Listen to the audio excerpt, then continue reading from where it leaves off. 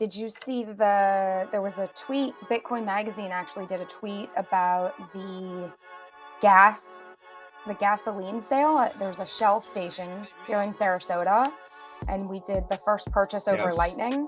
I saw you So, tweet about it, but I didn't see Bitcoin Mags yet. No. okay, yeah, they put together, they had a tweet and Nice. it got a lot of attention. So that was really cool. That was our merchant. It's, the product I've been working on, and it's really, really That's cool. awesome. Yeah, so we have like a merchant system that's in beta. It's sort of still being beta tested. It's out there live with a handful of merchants, and we're kind of ironing out the kinks. There's a couple features that aren't fully built out, but it works, and it's really cool. So it's awesome to see something, you spend all of this like time and effort. So we've got that, as if that's not enough. And then we have a non-custodial wallet. All of the like tech is built for, and we're doing a full rebrand, redesign, like basically building the front end of it from scratch. So that should be out. We have, in a sea of non-playable characters, a second go around with one of the biggest playable characters that I know. Michelle Weekley graces us with her presence again today, talking about some very, very important things. One of them being as you just saw, the advancement in non-custodial wallets, freedom, liberty, prosperity, and merchants adopting Bitcoin. And it's a mission, a passion of Michelle's. She talks about it here today.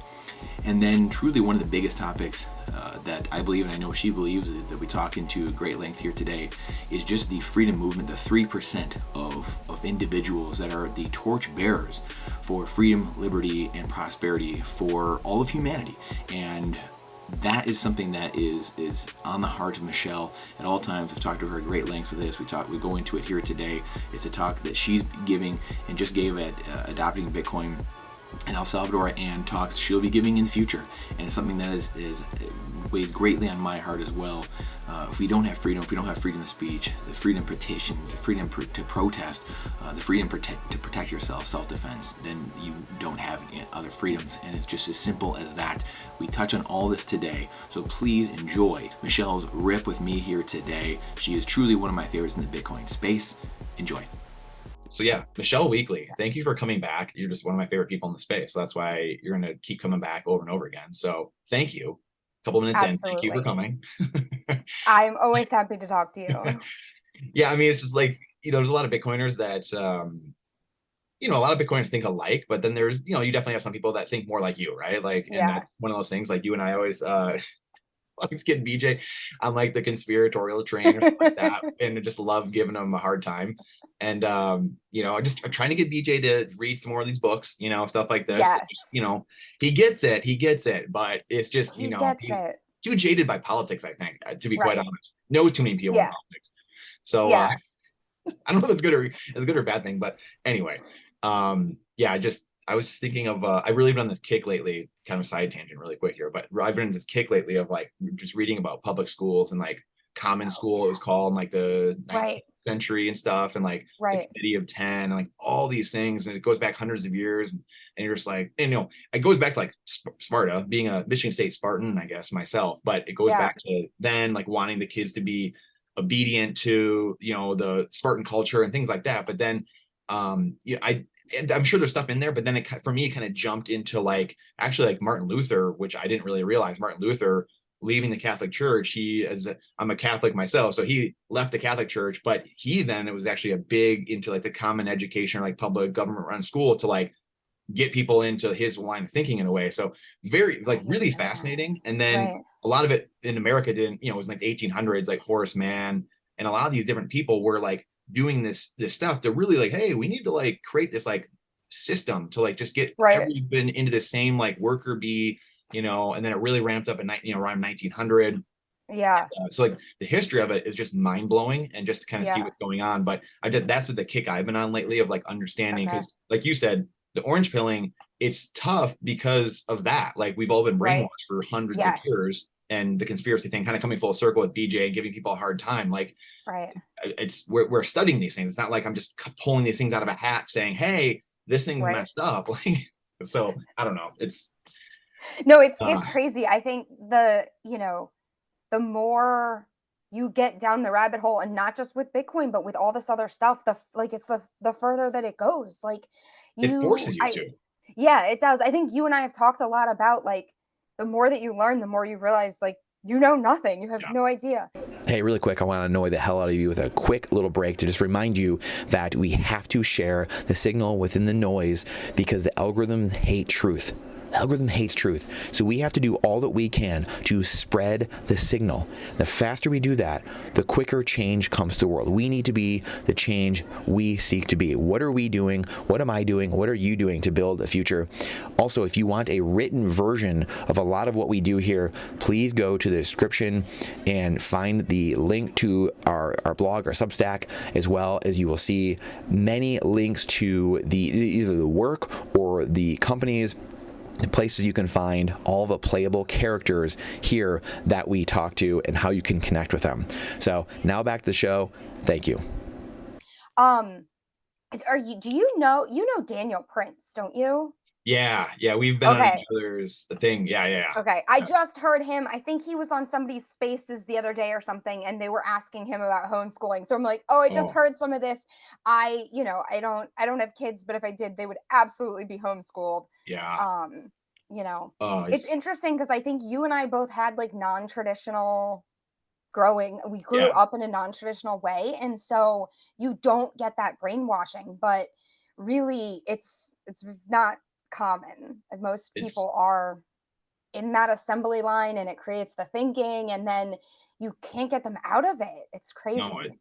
it's wild. What in like the whole like I only had a couple people like when Bitcoin price pumping the last couple of weeks. So you have to kind of tell about any of your stories last week or two of people, a family or friends coming to you and being Yeah. like, hey, so like this Bitcoin thing, I like to me, being in it, I guess you're jaded a little bit because you're just in it and you're like, it's still here. But like even when it was like low, I'm like, all right, like it's not going away, guys. See, like it's still here. Like it's going back up Yeah. to 20 and now it's at 25. Now it's at, so I don't know, like I had some people that were just like coming back to me, just being like, hey, like, yeah, I want to get some. And I had some people who have some now, but then they were like getting serious about like cold storage. Then it was like, Okay. it's like the people at different phases along the journey Yeah. being like, Yeah. yeah, I need to talk about this. What, anything like recently in the last couple of weeks for you that people coming to you with different questions?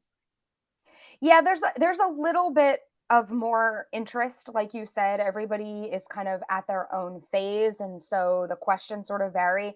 I've gotten a little more interest. It's so ironic. Like you said, I guess we're kind of jaded because we've been in it a long time. I just want to like shake people because they get so excited as the price is pumping, and I'm like, this is not the time to buy. Like, Yeah. and then it crashes, and they're like, no, no, it's not for me. I'm like, okay, let people, people are going to come in when they're ready. And so I've gotten a little bit of renewed interest, but not like I had. Everybody keeps asking me what I do with, did I ever do this podcast? And I had to be honest, have just completely put it on hold because the Mm, whole idea for my podcast and what I wanted to do was record those conversations. I was getting phone right. calls from, people guys I went to boarding school with, a Mm, lot of folks that work in TradFi. I still have friends that work on Wall Street. And right now they don't want to talk to me. They'll talk to me about the bank funding, term loans, and Fed, all of that. But I take it into Bitcoin and it's like, they throw the brakes on. So I'm waiting for me to sign is like when those guys are willing to talk to me again. And I'll be pushing record on all those conversations. I think we need to be a little bit higher, closer to like the previous all time highs before they give it the weight that it deserves. But some friends and family that are kind of more casually interested are definitely circling, and I've got a few people that were buying when we were low that are excited. The people that are brand new and really affected by like a couple $1,000s, and they're like, it's down to 23. They bought it 25. I'm like, oh, just relax, like this yeah. is part of the journey. So it's nice to see those people feeling a little more settled as we inch our way up. But yeah, it's funny.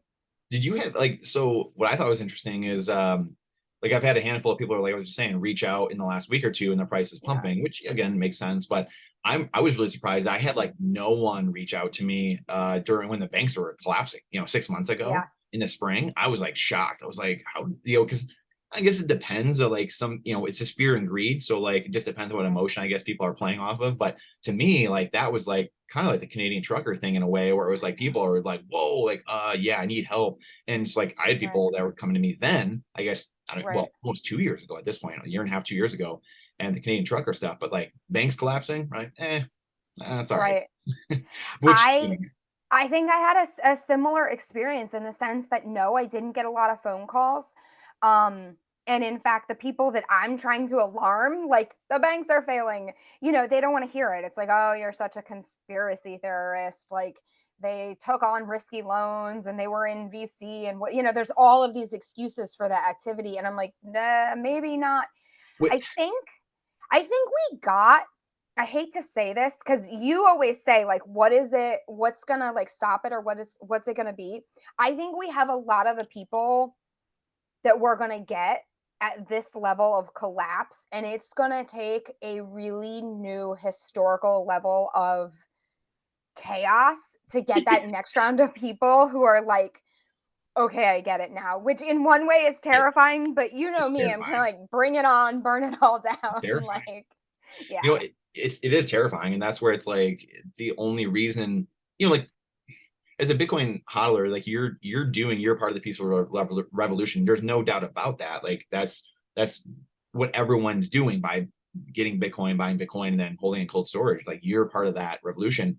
And like, I think what separates maybe, people like us or, whoever it is, the Larry Lepards and the Alex Stanziks, you can go on and on, right? The BJs and the people out there, the Lisa Huffs, the Natalie, like it's people that are like, hey, I want this to speed up because I see this really bad stuff coming and I don't want that to happen, or I don't want as much of that to happen as possible. And like we were saying before too, like everyone's on a different journey of seeing, I think, farther down the road. And the people that are seeing the farthest down the road are like, hey, I see some really bad stuff coming. And I want to minimize that collateral damage. That's what I always tell everybody. It's like, we could just buy Bitcoin and sit back and kick our feet up and go to our fiat job or Bitcoin job, I guess, or whatever. But even a Bitcoin job is another step in that ladder of like, hey, I'm going forward. I'm putting my voice out there in spaces. I'm doing podcasts. I'm putting out content. I'm working in a Bitcoin business. And I'm trying to further this faster because I don't want this collateral damage to happen to all of us, to me, my family, my friends. And I think that's like, I think about that a lot because it's just like, man, don't you want to minimize that? Like, and it goes for everybody, not just Bitcoiners, but like everybody. And it's, I don't know, it's fascinating to me. No, we're always on the same page. I totally, I hear you on that. I think it's interesting to look back even just a couple years where the narrative and like my conversations and the orange pilling has completely shifted. For a long time it was like, we're hedging against inflation and the value of the dollar is going down over time, right? And it's kind of evolved at this point to, even with normal people, you can essentially say to them, there's a non-zero chance of total collapse. And if that happens, don't you think it'd be nice to have 1, 2, 3% of your net worth not in the dollar system? I think de-dollarization has accelerated to the point where almost everybody sees that. And whether or not they're yet willing to commit an allocation of their net worth, that's sort of yay or nay. That's the orange pill moment, right? But I think everybody is starting to see that. And so it's not even like, let's hedge against the dollar or let's, save long term at this point, which of course, these are still things that we're in it for, but it's almost like this is a lifeboat that you really might need. I mean, the whole thing could go under. Yeah, and it's like it's so true, and that's where you study enough history, and I think it's Winston Churchill. It was like the farther you look into the past, the further you can see into the future, and it's just like, again, of course, everything. That's why I've run this big education kit, because like whether it was people dissenting, and which was actually one of the things that these guys for hundreds of years or last couple hundred years were, they didn't want people dissenting. They wanted it kind of like everyone just like, I'm just droning on. And that was one of the things, the word that's kind of used of like, they didn't want dissent. They didn't want people questioning them and doing stuff. And we see that now. Just like you said, people that are very smart intellectually or like book smart, and they're like, oh, they just, they're like, guys, Bank of America is like insolvent right now. Like, and it's like, well, I guess it is what it is. Like, well, they'll get bailed out. Right. Exactly. It's like that at some point, someone comes knocking on your door. Like the Pied Piper is getting louder and louder. He wants to get paid. And that's whether it's China or Russia or terrorist Right. group or whatever, like all these things that are happening at Yeah. some Pick point. one. Pick one. Yeah, I mean, like that's that they're gonna come knocking on the door and they want to get paid, and that's gonna mean war. It generally means war. Yeah. And it's just and who's gonna the crazy part about all that is like who's gonna fight? Like I think there was just stuff recently where it was like no one is gonna sign up, like all that. I think it was like a TikTok thing, like a thing, like I'm not Yes. signing up for the draft, like a Yes. trend. Like no one's gonna sign up for a Biden's army or even Trump's army. Like people are like, who are you? Like it's Right. we're in a really wild time right now, which it's I don't know. But it goes I back to know. education. Like it's Yeah. just education, people not understanding what's going on and not questioning anything. Right. I don't know, but it's crazy. We're at the end stage of the Yuri Bezmenov plan. Oh I man, know that you know him yeah, and that conversation that or the interview that he had done, and it's just like we're there. I there, mean, I don't know what's next. I have some educated guesses about what's next. People don't like to hear it. yeah, You know, BRICS is going to be BRICS 11, and you have the yeah, three largest oil producers in the world teaming up. They don't want to sell. I think the end of the petrodollar is coming. And, there's people fighting with me on the internet that the petrodollar is not even a real, it's just a fake concept that we made up. And there's all kinds of crazy stuff. But yeah, it's not, I don't know. None of it is. what is and you touched on it a little bit, but like yeah, you do. You have such a unique background as well, and just like the people that in so many different walks of life. Like, what's the you touch on it a little bit, but what's the overall like sense of not Bitcoin, but like when you talk to or you hear murmurs of like people in these different worlds, whether it's Wall Street to wherever, the whole gamut, the whole spectrum. What is the overall sense of just like the world? Kind of what we just talked about. Like I'm always curious to have like what are other people thinking right now? Like are Yeah. they, I don't even watch that much news. Like you go into Bitcoin Twitter and like I used to Right. watch news a ton when I was younger, but like for years, 5-10 years, I don't even really watch the news, the mainstream. Right. So it's like, what is the average person like doing? Like, wow, how do you not see what's going on? It's like Right. what is the overall like sentiment you see from family, friends, people around you, just the world, kind Yeah. of how things are shaping up? It's interesting because it varies really significantly, which perhaps is not a surprise in any way, right? Everybody's so divided about everything. Um, in terms of Wall Street and the people that I know that are in more, traditional, better off positions economically, it's shocking to me actually that the further up into that corner that you get of really high education, higher economic status, the more I guess the more insulated they are, and so I don't know that they have any concept, a little maybe, but I think that they're completely out of touch. I get the sense they're completely out of touch with how bad things are for regular Americans and how big that divide is getting. It used to be you have like a lower percent, the number of people that can't afford their groceries, right? That number is growing exponentially, and I think that people at the very top have no clue that that number is even growing. They have no idea. I mean, shoot, like, we still pay fiat bills. I think it it's bad, and I think a lot of people don't know it's bad. Like you said, they're just watching the news still, and they're happy to blindly believe that the economy is doing well, which is insane to think. The one thing that does give me hope is like in the international community, like all of my friends, colleagues, and all of that are abroad. And this is one of the things I talk a lot about, right? Is the sentiment around the rest of the world. I think that informed the views that I have now, and then it was like this massive disconnect between what everyone else everywhere else sees and thinks, and then I came back to the States and everybody thought I was crazy. I'm like, don't you guys understand that literally the rest of the world thinks this? um and I think that sentiment is really much more in line with like what you and I would think, that the US is not doing great, regardless of what your opinions are of politics. You can't try to say that we're in a position of power. We're not. Mhm. The rest of the world is laughing at us. you know, the rest of the world is honest about the fact that the dollar is declining and that de-dollarization is happening rapidly, and it's a very realistic potential future that we're living in. I think people in the United States, especially, you know, the wealthier you are, the more invested you are in the dollar not failing. So those people are really, really entrenched in that opinion. But you leave the States, you know, most of Western Europe is kind of further along in this decay. So you have divides there where people either see it and they want to fix it, or they don't see it and they're on the globalization train. But then you get over to the Middle East and you get to Asia, and to them, like, they see it clear as day. I mean, you know, That's crazy. it's like watching from a different world kind of, and so things are just a lot more obvious. So it's interesting. It's interesting. Yeah, boy, it is. It really is. I mean, you think about, like you said, just de-dollarization in general, and you look at, 50 years ago or 60, 70 years ago, and the average, or not the average, but the median house was $5,000 here or whatever, Right. $2,500 and $5,000, $7,500, and now it's $400,000. Like Right. that's I just the know. dollar losing value. Right. It, And think about wages. Like, you know, there's been all these videos going viral of like girls crying and kids and yeah. stuff.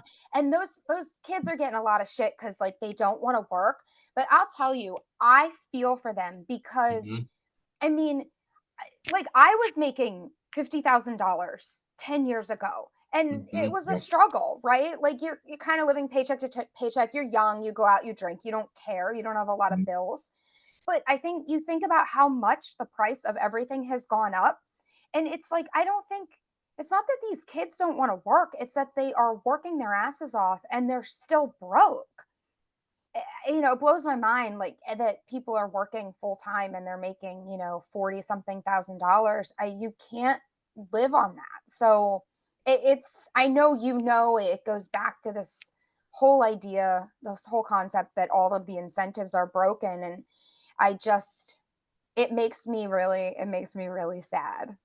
It does. And like, and again, we kind of touched on this earlier too, a little bit, but it's just like the whole, like you said, the incentives are completely broken, but it's, people wanting, I don't know, part of it too. Now I'm side tangenting myself here, but it's like, I just truly don't think a lot of people want the answer. Like they want to just bitch about stuff. They want to have Yeah. they want to be victims, and they want to bitch about something, and they want to sit at the Yeah. dinner table and complain about their job. They want to complain about their money situation. They want to, like, they just, because the answers are there for those who want them. And it's like that just always confused me so much. It's like you spend your entire life like trading away. Like you sleep for 8 hours, Right. you work for 8 hours, and you only got 8 hours left each day. And Right. that's every single day of your life, basically. And Right. you just, like, those 8 hours that you work, like no one questions, like, what are you working for? You're working Yeah. for trading finite time for an infinite liability, like a Right. dollar, a yen, a euro. Like, what are you doing? Like, it's the dumbest investment trade I've ever seen in my life.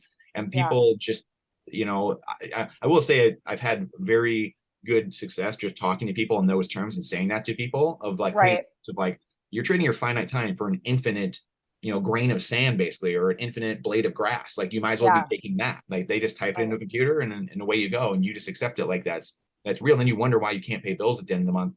Right. But just like you said, we're getting to that point. For some reason, people just, it takes people a long time to like figure that out or see that. And even like, Because they've been brainwashed. exactly. And that's why I keep coming back to that, of like Yeah. education and just It people not, trains them to think that way. yeah, Yeah. it's scary how the average person just, unfortunately, just, like, shouldn't you be seeking that and understanding what you're working for or what you're doing? Right. It just, I don't know, it just really, I'll never understand it. But again, that's, even the Bible tells us, right, the poor will always be among us. And Yeah. it's in many ways. It's poor in study habits, poor in whatever it might be, poor in health, poor in financially, poor. And that's, I guess it's just understanding that part of it, which is a whole different story, I guess, at the end of the day. But Right. what so talk to me again a little bit more about what you're doing in the Bitcoin business world, I guess. And Yeah. kind of, talk a little bit more about that. We touched on that earlier, obviously a little bit, but like go into that a little bit more about what you're doing and furthering the Bitcoin economy. And like we said, minimizing collateral damage by, whether it's content or doing things like this or going in spaces, but there's the Bitcoin business world, obviously, that honestly doesn't get probably as much play as it should. So tell me what you're doing there. Yeah. So the company I'm working for is Byte Federal. They're here in Florida. They were one of the original ATM companies, which I think we talked about a little bit. And they're small. They have remained small intentionally. It's a complicated business to be in. I'm not gonna lie, it's been tough getting into this side of things and seeing the challenges that are there legally, regulatorily. It is super complex. And if I'm being completely honest, it's one thing within Bitcoin that does not necessarily give me a lot of hope. My That's hope crazy. is, I guess there's different thought patterns along this, right? Like, are we building parallel systems and we're going to kind of take over? Are we going to take over the whole thing? Kind of depends on how you look at all that. But doing business in the United States as a Bitcoin company is really complex. And I'm sure you've seen on Twitter. In fact, I spent all week on Twitter screaming about this FinCEN thing. I was just going to ask you about that next. Yeah. So I'll get to there, but that's a fantastic example of, and I don't mean, I know people think I'm like a doomer. I don't mean to be. I'm just like honest. We're looking at expanding internationally because we have these incredible products. We have this merchant product. We're about to roll out a new wallet. There's several other products that are, built on the back end. It's a really incredible company that I found. They have a lot of stuff that's been built. Like the software, for example, the software that runs our ATMs was all built in-house. We self-host all the critical infrastructure. I mean, it's an incredible company. My boss grew up, it's like a group of hardcore anti-communists. My boss grew up in East Germany. He's a refugee. Wow. Yeah. So it's wild. Like when these people talk about, uh, like fighting the system and not letting communism take over and how important Bitcoin is and all of these things. I mean, I've never found like in Bitcoin, obviously, but I feel so like honored to have found this group of people to work with. A lot of our developers are from South America. The kid that has built most of the merchant terminal piece, he's from Argentina. So his family's all still in Argentina, and I'm getting like this play by play every day of what's happening down there. And it's been really like eye-opening, and it kind of has brought me back full circle to this like international view that I came back to the States with in 2018. We're looking at, maybe opening an office in El Salvador. Obviously, El Salvador's Bitcoin country. We're looking at opening an office in Dubai. Dubai gets, love and hate from Bitcoiners because there's a lot of crypto stuff that happens in Dubai. But, when you step off of Twitter and you step back into the real world, it's a lot more complex. And, like one thing, for example, that's interesting is like there was this whole conversation a while back. I guess Strike was using a stable coin for some of their payment rails. And I was not yet working in the industry, when that whole debate was going on. So I'm not sure I had like a strong opinion about any of it. But now that I'm inside the sort of Bitcoin business beast, I understand exactly what they were doing. And to be honest, because of the way the system is set up, in order to run a compliant business, there's some things that you have to do. Sometimes you have to use stable coins, and I might get hate for that. But you either do that or you leave the United States or you close your business. There's not really good options. I think there's a lot of layer 2, layer 3 solutions that are being built, and I think Mhm. further down the road we'll be able to build all of those solutions on Bitcoin. But that takes time. Lightning's been around for a really long time, and it's just now to the point where it's really usable and really scalable, which I couldn't be more excited about that. But that took a long, long time, and I think it's going to take quite a while for some of these other solutions to be built as well. So in the meantime, I mean, we have ATMs, we have this merchant point of sale. We have a great developer team, but our largest cost of doing business by a significant margin is compliance and legal. Jeez. So it sucks.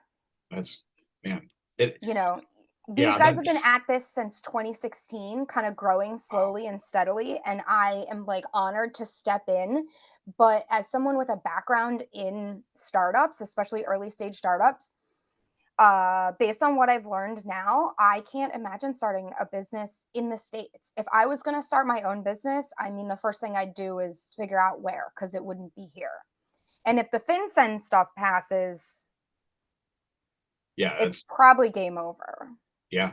Yeah, I mean, it's wild. And it's, for people freaking out there, it's not, Michelle's not saying Bitcoin's over. It's just you No. set things back, like, because that was the stuff on Spaces this week, right? Like people get caught Mhm. up in like well, the protocol's not. It's like, no, the protocol is fine. The protocol will Right. be here 1,000 years from now. That's not the point. Right. Well, now we're Right. coming full circle again to like minimizing collateral damage. This is part of Yeah. that. What we're talking about. We're here working on businesses, doing podcasts, content, spaces, whatever, trying to get the word out in any way you can, shouting from rooftops, because these are the collateral damage type moments where you're censoring people's accounts, you're destroying Right. businesses, you're whatever, you're making people criminals. It's just like the Yeah. whole litany of things that you're, and not to mention the people that don't get to use Bitcoin, because Bitcoin is being, the movement is taking hits. Now everyone, 8 billion people don't get the benefit of using Bitcoin, and Right. that's the biggest thing, the biggest sin of all of it. And that's where Yeah. like people have to understand this nuance and understanding that like Bitcoin's fine. Bitcoin's going to be Right. around, but the people, the Right. humans that use Bitcoin are getting Yeah. hurt. And that's the problem. Like Right. that's the big thing. So I think that you touch on FinCEN. I mean, just what's going on. I mean, we were on there this week, obviously early this week, and I was, and we all were just kind of given the old William Wallace speech of like, hey, this is like, and I said it like, to me, this is Genesis block like 2. This is like the start of it right now. They're Right. attacking you and I and Yes. all of Then us. they fight you, and And then we they are fight you. there. We're Yeah. there. Like it was fun in Yes. games, like, ooh, great the last 12 years, like, or whatever. And there Right. was different times, but now it's like the governments, they're coming after, and Yeah. they want blood. They want something, and it's Yeah. they know. I mean, these people are not dumb people, even though like when people say stuff and we all say things, like they're not dumb people at the end of the day. They are highly intellectual Right. people. Maybe some of them lack common sense, but they're very intelligent people, and they know what's coming. They know that their fiat existence is hanging in the balance, and they're not Right. going to let that go easily. That they ain't going to do it. They're No. so it's just understanding that. I think that's the thing that like it's frustrating in a way, Yeah. is for a long time, like you and I have talked about these things, and you get into certain spaces and you can't talk like that, and people are like, well, it's like, guys, this is the fight. Like building on Right. Bitcoin is cool and all, but like the Yeah. true fight is when people at the top are like, Right. okay, now it's time to really come after these people. That's not Yeah. fun. That's hell on earth. And I just don't think Yeah. most Bitcoiners don't, not to mention the normie, the most Bitcoiners don't understand that, and they're not ready for it. I agree, unfortunately. I don't think people are ready. You get caught up, exactly what you said. People get caught up like super entrenched at one extreme or the other. Like, oh, Bitcoin's going to be fine. We can't worry about this. Bitcoin's going to be TikTok. fine. Right. It's like, yeah, Or, protocol's gonna be fine. right. Like, yes, but if you're American, you might not be able to have Bitcoin legally. Like, that's kind of a Yeah. big deal. Like, let's fight for that. Um, or just, or you just get to a point, like you said, where it sets everything back. All of these people that we've orange pilled over the last however many years, they're Yes. going to get easily scared. Yep. People that are dipping their toe in now, they're looking at it, they're maybe ready. They're like, okay, Fidelity, BlackRock, like, okay, there's legitimacy here. I mean, you start talking about this is illegal, that's illegal. No one's going to want to touch it with a 10-foot pole. I mean, I spent hours and hours digging into this stuff to figure out like what are they really trying to do? What would this really mean? You know, what would this make legal versus illegal? You know, what are the actual implications? And it's super complex. The normal person is not going to do that. The normal person is still scared of cold storage, Right. you know? So it would set us back very significantly. And my concern is that it's on purpose. I think you know Yeah. that. I mean, yes, this is a fight. This is not, they're not worried about terrorists, or I mean, they know that all those numbers are a lie. They're Yeah. making up all, printing fake articles. They got Fetterman talking about, you know, why aren't they, you know, they're not using Amex. Oh, Bitcoin, Yeah. it's so dangerous. Like, This is, uh, I, it's so dumb. And like you said, they lack common sense, most of them, but they're not that stupid. They're coming after it because it's a threat. yeah. And so Yeah. I don't know what happens. My concern is I'm super excited about all the attention the FinCEN thing is getting. Um, but I worry, you know, that we'll fight this and they'll come back, they'll tweak the language, they'll refile and they'll do it. And I don't know. I think, you know, Larry Lepard actually talks a lot about when they banned gold. And I like to think about that. You know, like I do think a lot of Bitcoiners are prepared to hold through some kind of ban or just serious chaos. But there'll be a lot of collateral damage. We'll get set back really far. You know, all of these things that we're building, they'll all have to be put on hold. We'll all just have to fight. And you know, I don't know.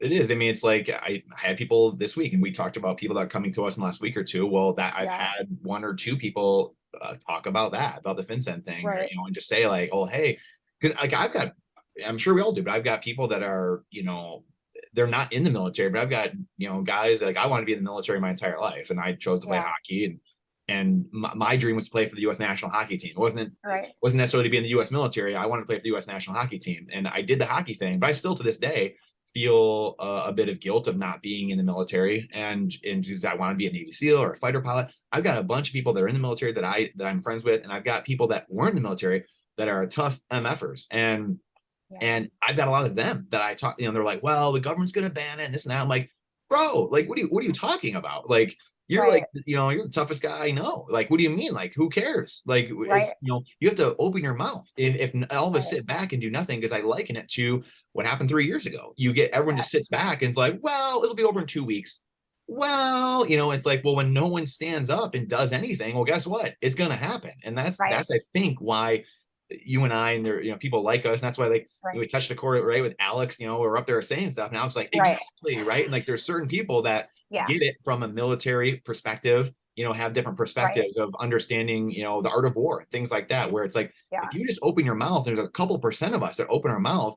And yeah, quite honestly, it's, you're willing to be martyred in some way. Again, like we said the other day, it's not being killed, but it's Yeah. being killed in some way, shape, or fashion, your reputation or whatever it might be. But it's like there are certain people that do have to stand up, and boy, would it be easier if 5% or 10% of people, 20%, you can't martyr everybody, you can't do anything Right. at that point, because the government just sits down and says, okay, because at the end of the day, the government is there to work at the consent of the people. If anyone Right. read our founding documents, that's how this works. And that's Right. where if people just stood up and said what was on their mind, which is vast majority of people actually, the government would have to sit down. It's just like, Right. it blows me away. It just blows me Me away. too. It's just so hard to like comprehend for people. Yeah. Drives me No, insane. I've really been on this exact kick. In fact, so I'm speaking in El Salvador, and this is exactly what I'm speaking about. Yes. So I've, Good. you know, I've started talking on podcasts, and I've spoken at like all the meetups in Florida and whatnot. Mhm. And it took me a while to kind of like hone in on, all right, what's really the Yes. message here? Yes. And this is honestly where it has landed is I started talking about just everybody wants to hear the stories, and there's all this fiat corruption. I know we've spoken about like Yeah. I got paid to fly like from Dubai Yes. to Colombia, Bogota That was just the for first a episode. So you can go photo. back and look at that 6 months ago. Yes. Yep.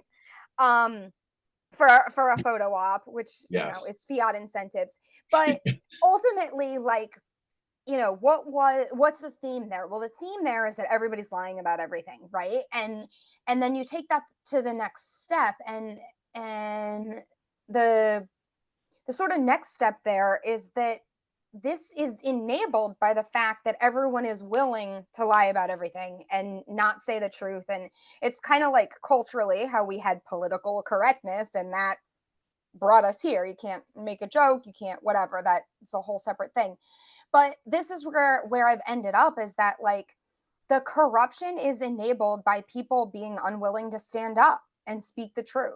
Yeah. And that's actually the exact title of the talk that I'm giving in El Salvador, is the importance of the truth in fighting fiat corruption. Because I think I tweeted something and I was like, I wrote this whole long thread, and the last tweet was, we all went home and pretended that it was true. And that like has never left me. Like I was sitting on my couch, like hanging out. I wrote that and I was like, that's it. Like that is the thing that enables the entire system, is that people are not willing to stand up. You don't have to do anything, just be honest. Yes. So I've been reading it again. Like I've said before many times, I'm a Catholic boy. And so like I got my, oh, it's right here.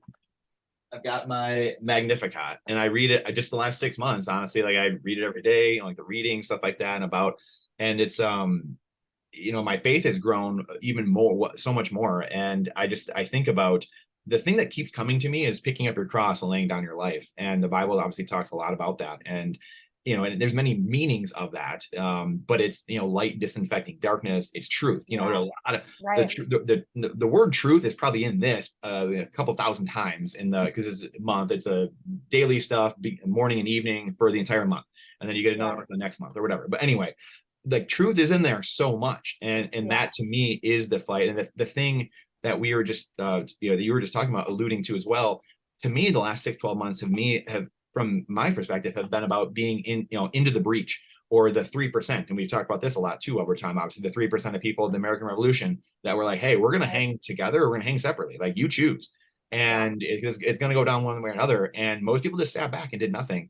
And it's just like, you're trying to spur on people that will join that, you know, the vote with your wallet, vote with your feet, vote with your voice, whatever it is. The voice is the easiest thing. It's easiest today, easier today than it will be tomorrow. So like, do it now.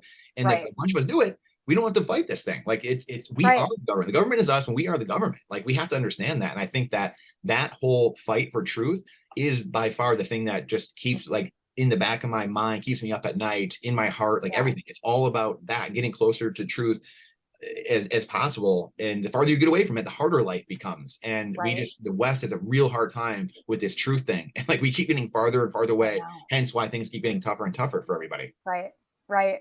Yeah. And it's hard because it's the easiest thing, you know, but people are just terrified of, I don't know what, right? Like, what other people are going to think, or, you know, I don't want to make light of like, oh, I'm going to lose my job, but it's like, go find a new job. Like, don't work for somebody that you can't be honest, you know, like, first of all, you really might not. If you're good at your job, you're not going to lose your job.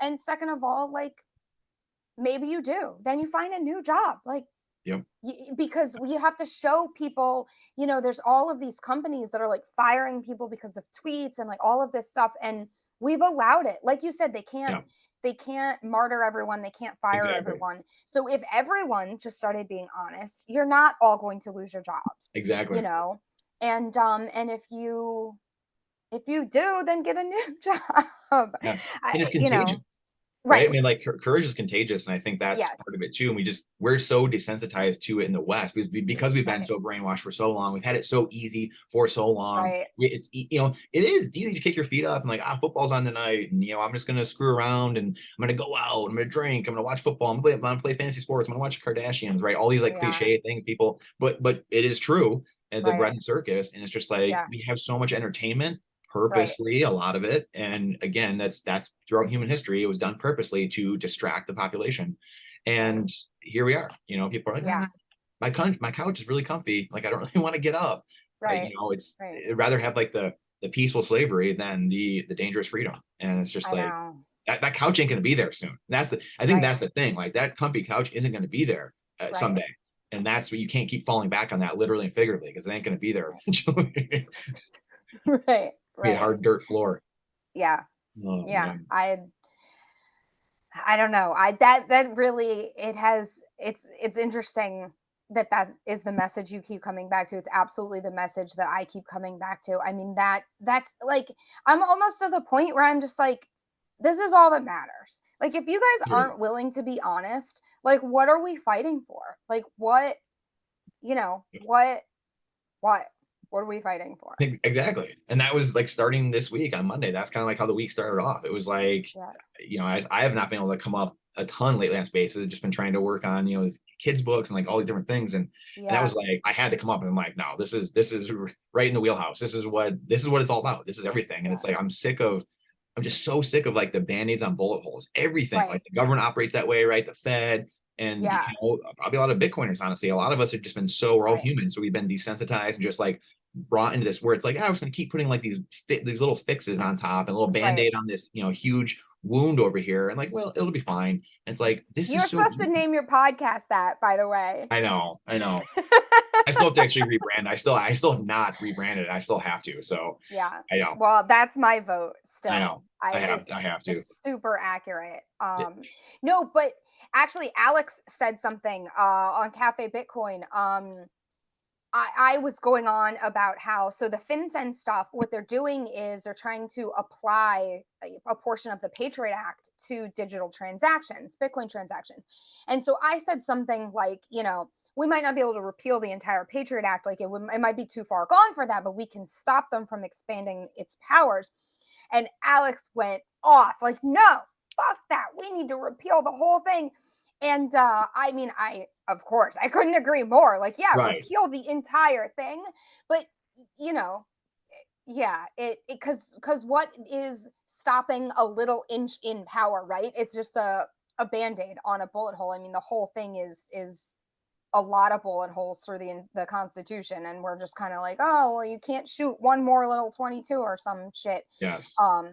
So, yeah, it's crazy. It really is. And I know we're getting closer to the end. I mean, another 5-10 minutes here, but I want to talk a little bit about, again, kind of education in a way, but like this is something like with George Gammon.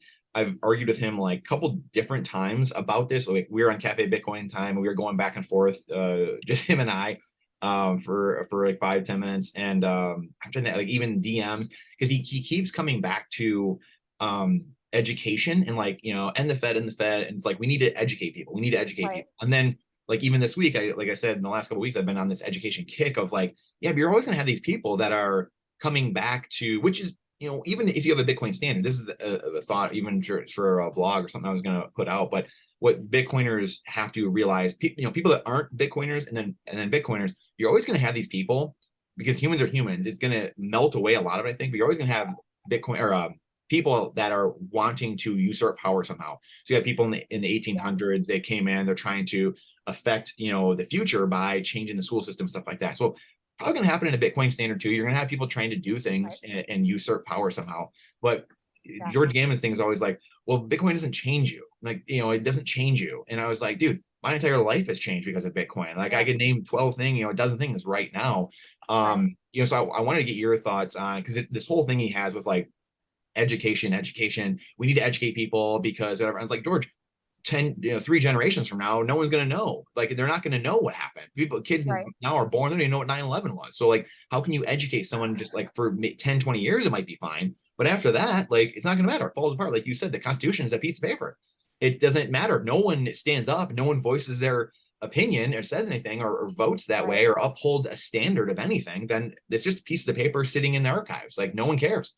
So I guess in what way, you could respond to that however you like, but also like, what are some of the ways you have changed? We talked about your job, number one, but like some of the ways that Bitcoin has changed you, because it's just funny. Like, I'm like, man, so many things have changed in my life because of Bitcoin.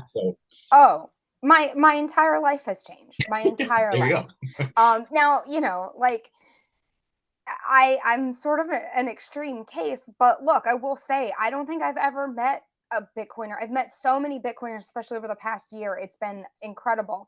And I think the most common theme is how much Bitcoin changes you. So I absolutely think that Bitcoin changes you.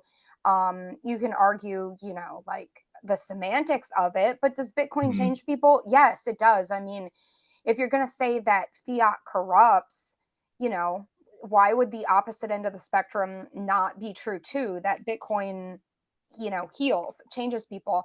And I think Great to point. me, the biggest thing is this whole concept of time preference. Um, like when you start to learn about money, I mean, last time we talked, we talked a lot about my career and how it burnt out in flames. And I had gotten to what I thought was this like peak of success in the fiat world. I Mhm. was making a ton of money and I was, like you're living like high and fast. And I got caught up in all of that. And that's, it's what fiat does. Like it's a little bit cliche, but it's completely true. You're incentivized to become a consumer just at higher and higher levels. And there's more and more, and there's never enough.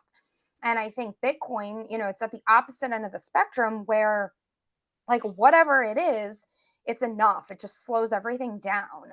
And it allows you to like look at everything. Um, and the more pieces of your life that you apply this concept of having a low time preference, um, the more pieces of your life that are going to get better. I love that Bitcoiners are all into like health and just Yep. family and all of that. And it's funny, like, we kind of get shit sometimes. It's like a cult, but it's actually like, no, this is just the natural state of humans, Humans should you be able, know. right? Yeah, like and like making healthy choices. Ultimately, that's just a low time preference thing. Like you don't want to eat a bunch of sugar and junk and feel like crap and get sick. Um, so you eat better and you lower your inflammation, you walk in the sun, and I absolutely think that Bitcoin changes you. It's wild to me that there is anyone who argues differently. I think anybody that doesn't believe that Bitcoin changes you has not, like, they don't really understand Bitcoin. Like, Yeah, so you true. know. I don't know what that. Do you have any inclination on like what, like, and again, subjective, but I'm just trying to think because it makes me think of like what gets you to that point. Because like George Gammon, Yeah. a great instance, like super smart, gets it, like macro guy. He's a Bitcoiner, he just doesn't know it yet. And to Yeah. me, like, or someone that we've crossed that threshold, that Rubicon, you like where it's like, oh, he's just not quite there yet. He just hadn't Yeah. studied it quite enough yet, because we Yeah. were all there at one point where it's like we didn't understand Bitcoin yet, and everyone goes through the same journey, the same like Right. hero's journey almost with Bitcoin. You all have to go through the same Absolutely. process, right? Like Yeah. no one just gets it right away. Oh no. So like, do you? And it takes time. It does, yeah, absolutely. Some more than Um, others, right? Some it's 1,000 hours, some it's 100 hours, some it's a couple hours or whatever. But everyone's yeah. different. Right. But I don't know. Like, is there any? I'm just trying to think. Is it made me think of like, man, what is like the thing that really helps The me thing. understand the time preference part of it? Like now I'll Yeah. go back and start searching my mind even for like when we're done here and like thinking of like what Right. is that thing that gets people to what was for me, I guess, right? What was the emotional moment for me where I was like, oh my Right. gosh, like it dawned on me about time preference, because there's all these different facets of Bitcoin where you're going through Yeah. these objections with it and you start, but that's in its own little world, the time It preference part. is. Yeah. So yeah, that's really For interesting. me, that piece of it honestly didn't kick in until I got involved like socially and Mm. culturally in a sense. Like I it's wild to think. I mean, I was in Bitcoin for many, many years. I wasn't even on Twitter. Same. Um, Yeah. Yeah, I know like we're similar in that regard. Yeah. Yep. yeah. And I wasn't going to conferences. I wasn't, and of course I had a whole, crypto shitcoin phase. It Yep. started for me as like a technology numbers thing. I was trading, and a lot of people go Yes. through that. Um, and then you sort of transition into, okay, it all kind of boils down to Bitcoin, and you consolidate your position, and it takes a long time, and then everybody has a personal life, right, that gets woven in there. Yep. And I think even as I got more and more entrenched into, as I was becoming like a Bitcoin maxi, it really wasn't until I started spending a lot of time with Bitcoiners that that piece opened up for me. Some of it had started like being more honest, being completely honest, regardless of what the ramifications are. A lot of those things, um, But I think there's so much influence in the world, again, education and the years of brainwashing. I think spending time with Bitcoiners, especially people, like you and I, and like when you go to the conferences, the people that are super into it, um, that's a strong influence. And you need that level of influence to counter what most people have been brainwashed to believe. Even myself, I feel like I was never super brainwashed. You too. We were never like in that traditional sense, but there was Yeah. this period of time where I was shitcoining, where there was like this void, right? I had unlearned the things that I thought that I knew, but you have to relearn things. And so that's hard to do from a book or just from studying. I think you have to learn those things from people, and as much as you can in person. Like I tell everybody, go to meetups. You don't have to go to the big expensive conferences. Just go to the meetups, spend time with Bitcoiners. But there's so much more to be gained there than reading, even listening to the podcasts. It's incredible. I think there's an endless amount of information to be learned, but to really change yourself, you have to go and do it like in life. People say meat space. I can't get down with the meat space. We need a better word. Like, That's definitely a guy term. I know it is. I can't. It's a I guy feel term strict. for Like, sure. okay, I know you don't really edit, but edit that out. Like, I can't So say it. funny. Like, I'd rather say IRL. Like, okay, I'll be a Yeah. little TikToker. Like, but in real Oh, life, man. right? Like, Yes. there that can't be replicated. So I think So that true. is like the thing that people need, is to be in real life with people who have these values and beliefs, and that's sort of that last piece that comes in, and that is the catalyst to changing your whole life.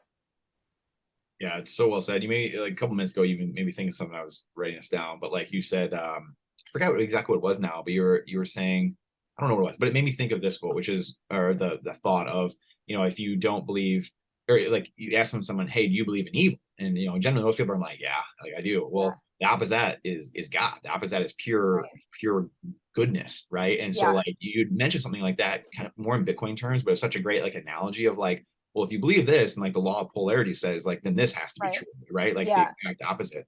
And then you touched on something as well too, which is learn, unlearn, and relearn, which is Mhm. so huge. It's like I think it was a book from like the 70s, that Alvin Toffler Future Shock, which that was like one of his famous quotes in that book of the people of the future, like the intelligent of the future, are going to be the people who can learn, unlearn, and then relearn, Yes.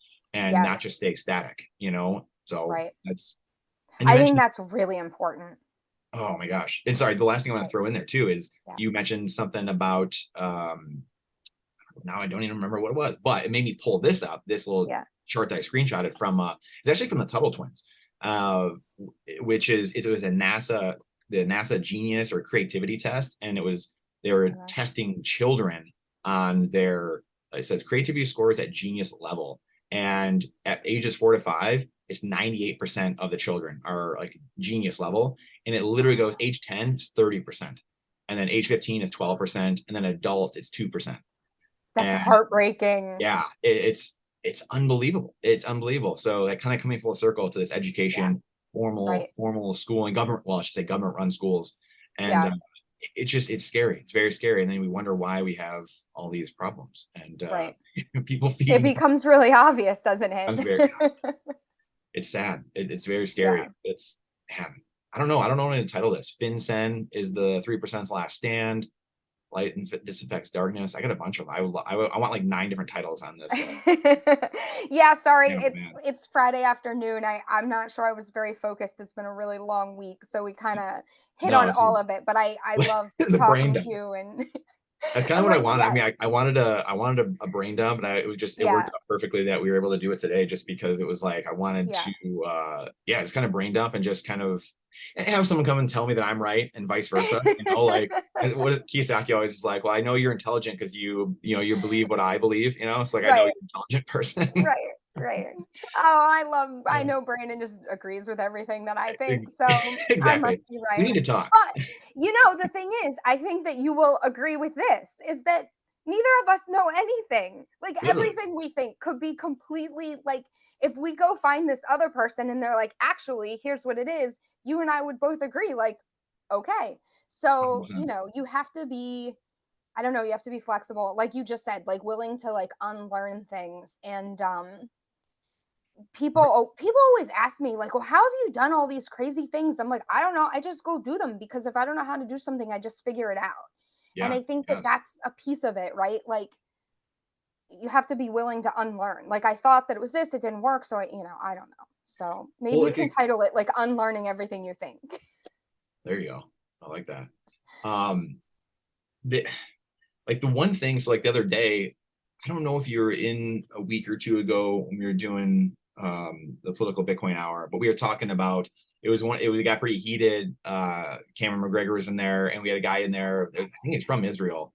And I don't know many people that are okay with the terrorist attacks that happened in Israel. And like Cameron was not saying that it was a good thing, but Shane was in there. So Shane was in Okay. there and Cameron. And you know what, might have been the time that you had come in and I was like, hey, I you just missed missed it. That's Shane's what it was. rant and I was like, oh, I Yes. want to hear Shane. Yeah, that I Yeah. was so busy. I was like, Oh, it was so Shane basically came in and he just said like the normal, well, I don't know if it's normal Bitcoiner, but he was just like, yeah, yeah, like this is a banker's war. Like all wars are bankers' right. war. And this guy was actually a good dude, and it was very obviously emotional and stuff like that. He just like went off Yeah, the deep end. And he's like, what are you I heard talking a about? bit You about said it. Israel like did this to themselves. And he's like, no, that's not what I'm saying directly. And then Right. Cameron actually came in and explained it like a very different way, but said the same thing in essence. And this guy Yeah, was not having it. He was just like mind blown. He couldn't, it was like a right. normie who was very emotional, right? Probably had Right. friends, family that he knows that these things happen, right? And he was like mind blown. And it was like, Right. it's such a sad and tragic situation. But when you look at like, the thing that's really crazy, and again, we could spend a whole nother episode on this, where it's like, people have been questioning, like, how did the Mossad not know this? How did the intelligence agency not know what's going on? And that has just been completely swept under the rug. Like, you haven't heard of that in like 3 weeks. No one has said a thing about that. Yeah. And we can get into that at a different time, but I think that's something that should be left in everyone's head as to what's going on there. And it's like I likened it this week to like COVID existed in and of itself. Like, so there's some people that thought like the virus didn't exist or like something like that. It's like COVID existed, but Right. everything surrounding COVID you think is real is not real, like that type of Right. thing. And that's Yeah. where like this terrible attack on Israeli civilians, that happened. That's very real. It's very Right. emotional. It's terrible. It should never happen. But Right. maybe everything around that happened isn't as Yeah. real as you think it is, or like that it Right. was. And I think that is so hard for the average person to like wrap their mind around. And so those guys were all going back and forth and yelling at each other. And I shouldn't say Shane and Cameron were not yelling. They were Right. calm, and he was very emotional. And Cameron's like, hey, like you're being very emotional right now. Like we're trying to Yeah. give you like a way to like understand what's going on. Yeah. And I came in and I just said, hey, I was like, you guys are all saying the same thing. Like no one's saying this was a good terrorist attack. Like it is Right. opposite of what everyone's saying.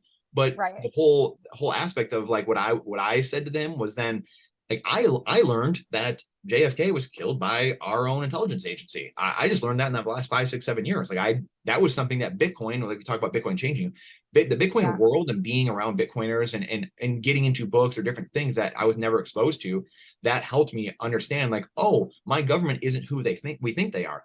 The Right. documents might be amazing, but if no one follows them and the people are there doing ridiculous things, that those are very separate things. And I think that like some of these questions we've been asking are like, how does someone come to that? Or how do you Right. kind of cross that Rubicon? It's like being able to piece those things out and realize that there are different aspects of it. It's not just like one monolith. Like the Constitution Yeah. isn't your government and it's not the people. Like it's very different. I think that's what's very hard for the average person to kind of like put together, that these can all Yeah. be very different things, and to learn, unlearn, relearn. So Oh yeah. anyway, Yeah. thoughts on all that? It's a lot, but it was, No, I know it's super complex, and for somebody that is not, they're at a point where they're not questioning any of it, to be told that all of it is a right. lie or not real or whatever.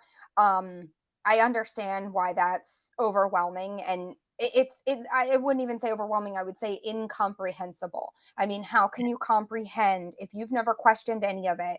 How can you comprehend that all of it, the banking, the food, I mean every single piece, um it's all a lie. You know, if you're really entrenched and you just believe the things and it's like this, you know, complicated machine that you have trust and faith in, that's a lot to dismantle.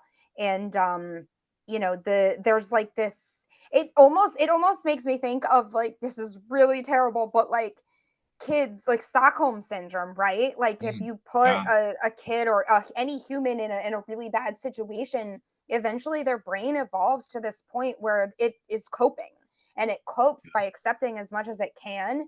And it's almost like what the government has done. Like it's all lies and nonsense. And so you take a person out of that, and then you have to unbrainwash them. And yeah, And it's then, really well, complicated. you know, and it's funny because like putting yourself in someone's shoes like that, like someone Yeah. a frequenter, we should say, like someone who's not, Yeah. you know, because like this gentleman had been introduced to Bitcoin, but he's not a Bitcoiner, you know, like so Right. he is not, you know, he knew Bitcoin a little bit, stuff like that. And BJ, I think, knew him. So BJ was Yeah. trying to help him through this too a little bit.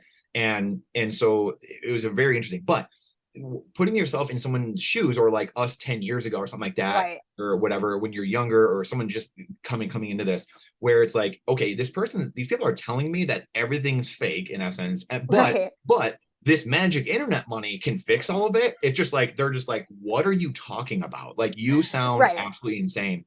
But Yeah. like to us, like years of experience inside of that, like it Right. makes sense, obviously. But the average person's just like, what are you talking about? You just said this is Right. all fake, and then fiat currency caused it all. But this thing Yeah. over here can solve it. Like, what are Right. you talking? Like, Right. it does sound crazy if you like back It up. It's does. just like, it's, Right. No, it does. And that's why, you know, I'm like, I'm a conspiracy theorist, you know, I'm a exactly. doomer, That's I'm all the things, I'm super black pilled. Like, yeah, I am, you know, and I don't even, I don't, you I gotta don't own it. counter those narratives at this point. Like, yep, if you think that, then from where you're sitting, I am. That's fine, you know, but you're going to call me. Like, however many years it is down the line, when you have come to a point where you're being honest about everything, you'll call me and you'll be like, oh shit, like, you Yes, know, I get it. it's true. So, Oh man, yeah. unbelievable Yeah. stuff. Well, what a rip here. Where can people find you? You know, stuff you're working on. You know, like Yeah. Twitter, X, or whatever. So You I know what's really can't, funny about? it's just Twitter to me. I know. You know what's really funny? So just one other day was like, yeah, so I'm on X, and they're like, wait, I'm on. That's not the drugs. Or like, I'm on the thing. I was like, oh boy, Right. like this is like, what are we doing here? It's terrible. So It's really like a case study in the worst. I mean, Twitter itself, right? If you look from a branding perspective, like I'm still mad in my head that the news uses Twitter as like I mean, I don't even watch the news, right? But I right, just remember this arc over a period of time where the yes, news started using Twitter as news, right? And like, right, here's a tweet that we read. And I'm like, that's not a real thing. Like, just I'm information still laundering. mad in my head about Yes, that. Like, I like yes, the entrenchment that they have gotten for the brand of Twitter, like tweet it, you know, now we're tweeting, and like right, it's not just slang the kids use, it's like yes. legitimate news reporting. Oh, people are tweeting, and you're gonna undo all that brand awareness? Like, I can't. Like, That's it. it'll Hey, always be Twitter to I me. know. I know. You know, and that's a whole Elon Musk is a whole another episode to me that I think Yeah. that Oh, totally.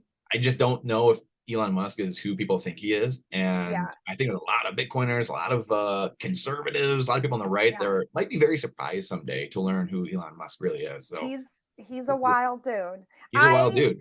you know, It's I Oh, it's a whole different thing. But yes, I'm no, on Twitter. I have only been on Twitter since Elon bought Twitter. My account is like from 2011 or something. I was working in big tech, yep, like I had an account, but there's probably like 3 or 4 tweets, you know. Good luck scrolling back that far. But now, you know, so Elon bought Twitter and I was like, all right, I don't know, like let's see what's happening here. And then at some point, I tweeted a couple weeks ago, I said, I can't believe that I refused to start a blog as a single woman moving to the Middle East on my own. I don't know if you saw this, but now I'm just live streaming every single thought that I have onto Twitter because why not? I don't know, because yes. of Bitcoin, I guess. But that's where I am. I'm on Twitter, only Twitter. I only have one account. There's lots of fake ones popping up, but And you people can need to find follow you. me. on there. Yes. People need to follow you because I mean, like literally it was, what was it, 8 months ago? I don't know, like when you got on, something like that.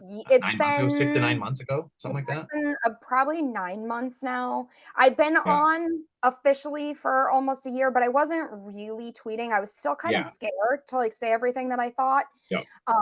Until like February, probably. I just went at it. And now, if you're not following me on Twitter, my whole goal, I mean, it's just like, I'm there to burn out in flames. So like, come watch the show until I Yes. get banned. People have to follow you. But again, like you're doing something right. You're striking at the core because like literally, you think you put your story out 7, 8, 9 months ago, and that's like somehow the algorithm like you got in front of me, and you literally, like you said, you did not use Twitter at all. You had like 300 followers, and now you have what, like 5,000 followers in like 7, 8, 9 months. So like you're doing something right. You're hitting at the core of something. And it's, so keep needling at it, I guess, is the moral of the story. Thank you. I keep my whole goal is I just want to get more followers on Twitter than my dog has on Instagram. No, I say that, I'm kind of joking. Actually, I will say the thing that I'm like genuinely grateful for is there's a lot of people on Twitter that I really respect, and a lot of them have followed me, and that's the thing for me that I'm like, okay, cool, like I'm not just a crazy person screaming about conspiracy theories. So in a bear market, like you've grown your share. What you have to say obviously is striking a chord. Like you said, there's very influential people in the space following you, plebs, it doesn't matter, right? I mean, it's just so it doesn't matter. Very cool. And the truth, right? And so I it's a double-edged sword, because it makes me sad when people, the number one thing that people say to me is, you're saying the things that I'm thinking. And I will say the same thing to every single person. And that is, I'm so glad, like, I love you, thank you for following me, but you need to speak up. Like, I should not be special in any way because I'm willing to speak the truth. Like, if you are listening, yes, please follow me. But more importantly, like, just be honest. Like, whatever not your truth, right? That's a whole podcast. The truth, like, speak the truth. Yes. That's the most important thing. Like, don't come up to me and thank me for speaking about the truth. Just go and do it also. That is so important. None of us need to run our mouths. If we all just spoke the truth for like the next couple of weeks, next month, everything changes overnight. It would change the whole world. It really would. So that's what's so frustrating about the money. Like the money aspect. Like if you're like, hey, I gotta go get in shape, I'm gonna be in a bodybuilding competition, be like, all right, well, you have a year or two, like we're gonna have to really hit it, it's gonna have to work hard. Money, you get to decide. Like right now, we can say, you know what, I'm not using dollars anymore. Done. I'm using Bitcoin. Game over. It's done. Like everything starts healing. It's like the easiest thing in the world. It's like, oh my gosh. Right. We can defund them. Just put your dollars into Bitcoin and hold them. Exactly. Let's go. Get on the mission. Thank you, Michelle. I appreciate you. Okay. Thank you. Have a great weekend. Time. Yes, I'll talk to you soon. Thanks, Michelle. Bye. Hopefully you enjoyed that rip with Michelle Weekley. She is, like I said earlier, she was one of the biggest playable characters, one of the smartest, and one of the most fearless, courageous people that I know in the Bitcoin space. Not all Bitcoiners are created equally. So I hope you enjoyed this, and please communicate with Michelle. Please reach out to her. Obviously, we'll link to her stuff here. You can see that and connect with her and reach out. I know she has a very bubbly personality, but boy, is she fiery and has a fire within her for freedom and liberty. And if you are inclined at all to be like that, like I said, not all Bitcoiners are created equally. Please reach out to her, see how you can help her, and you may be able to help each other on all of our mission, the bright orange future, the mission to give freedom, wealth, and prosperity to 8 billion people. It's a grandiose mission. As Jeff Booth says, it's the greatest game. There's really nothing else I can think of bigger than trying to do that for all of humanity. It's a lot of bravado that goes into that, and a lot of people that look down on you because of that mission, and that's why we need each other more than ever. I appreciate you. Please share this. The algorithm hates truth, so please share this out. Trust, but verify. Question everything in boldness, even the existence of God himself. And this is not financial advice, it is freedom advice. I look forward to seeing you on the next one.